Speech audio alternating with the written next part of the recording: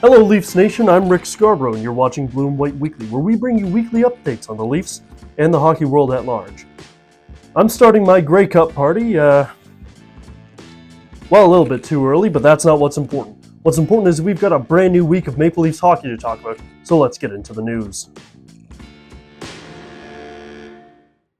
Starting with some news around the league, Oilers captain Connor McDavid reached the 1,000-point mark on Thursday night against the Nashville Predators, becoming the 99th player in NHL history to do so and the 4th fastest to hit this mark.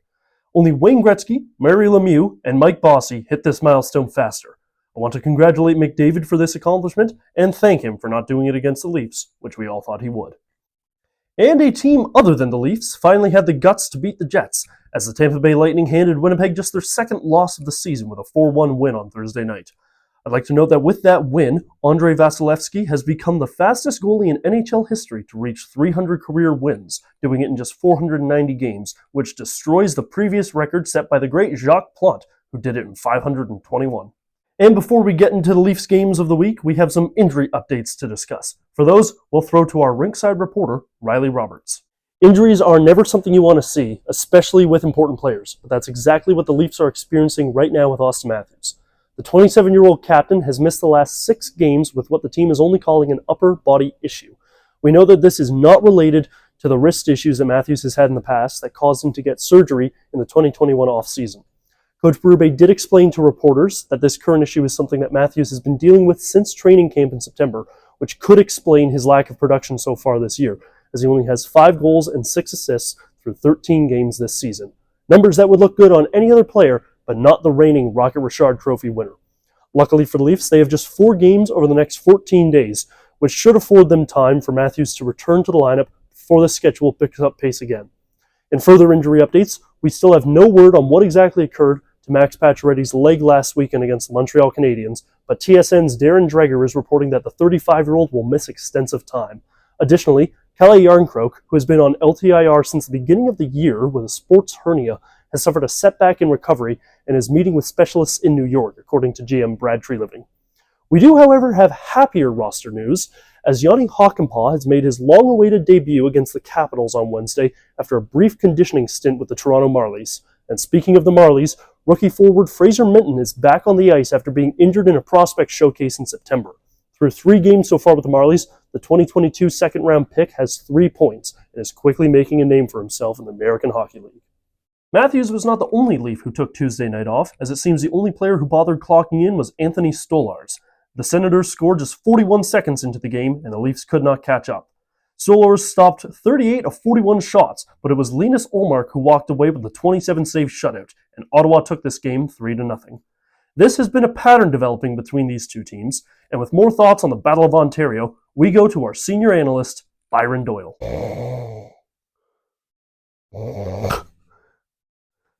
How we doing there, folks? Byron Doyle here, Electric Boogaloo Monthly, whatever the heck they call this thing, and they wanted me to come in and talk to you all today about the Battle of Ontario. That's right, Leafs, Senators, you know it, you'll love it. I can think back to the good days of the Battle of Ontario. Matt Sundin, Darcy Tucker, Danny Heatley, Mr. 1507, and Danny Alfredson out on the ice.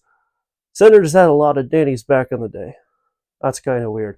But that's not what we're here to talk about. We're here to talk about what's happened to the Battle of Ontario. But it's not quite what it once was, and there's a good reason for that. Leafs and Senators have not been good at the same time in a good minute. You know, you think back to, the last time the Senators were really, really good. That'd probably be that big playoff run they went on there in 2017, when Erik Karlsson was leading the charge. Speaking of, how you doing down in Pittsburgh there, Eric? Hope Daddy Dubas is treating you well.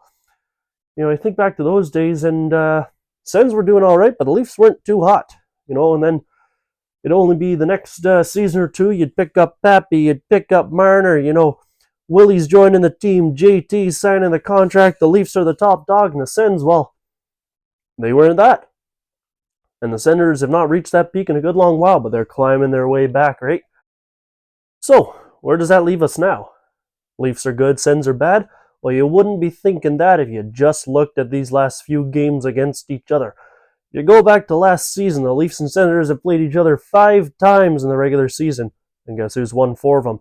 The Senators. Not only that, The Sens have outscored the Leafs across those 5 games, 18-12. Ooh, I don't like that. 3 goals the other night and the Leafs putting up none. I got something to say to you, Chief, but you know what? Call me later, Craig.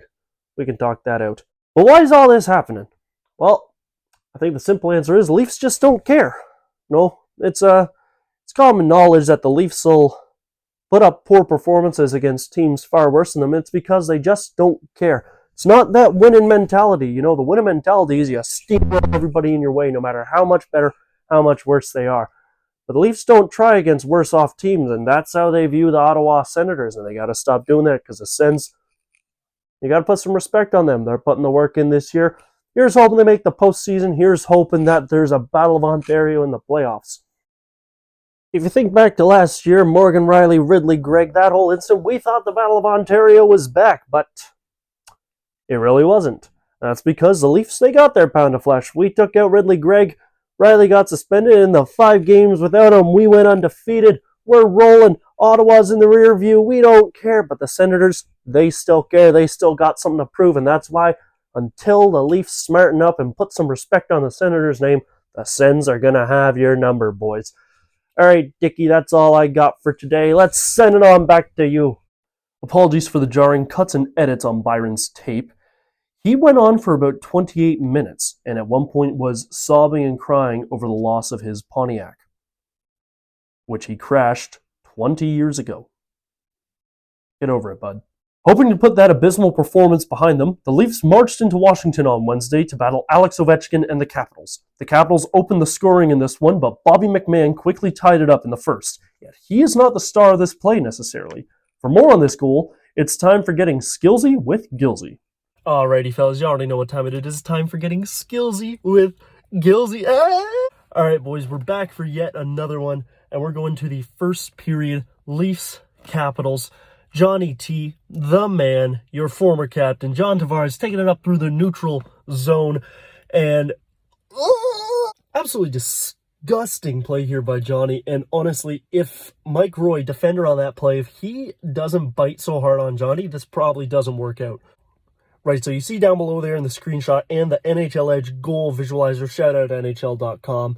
If Matt Roy doesn't lift up that skate, pass probably doesn't go through, but he does. He commits real hard on JT.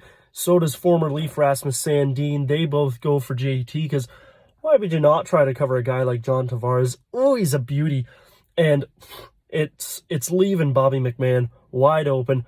Bobbert McBobbert, how do you do? He beats Thompson. Leafs on the board. Yeah, baby. The refs of this game forgot that they are not supposed to be the stars of the show, as 4 separate plays went under review over the course of the game. And because the refs could not review them quickly, I'm going to recap all 4 reviews for you in record time. Here we go. First, John Carlson scored to put the Capitals up 3-1, but Nick Dowd interfered with Joseph Woll and the goal was called back. Then Matthew Knies was called for a high-sticking double-minor, but replay showed that Dowd skated into the 6'3" shoulder of Knies, so the penalty was called back entirely. Later on in the game, with the score 3-1 Washington, Steve Lorentz scored to bring the Leafs within 1, but the officials determined that Lorentz, quote, used his leg to deliberately direct the puck into the Washington net, which is just a very confusing way of saying he kicked it. And, I disagree.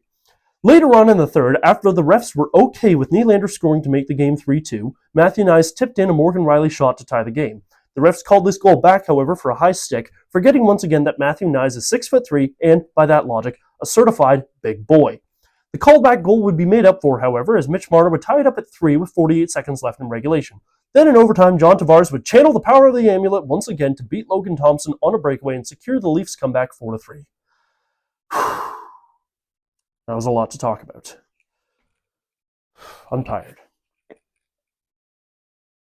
What do you mean there's another game we have to talk about?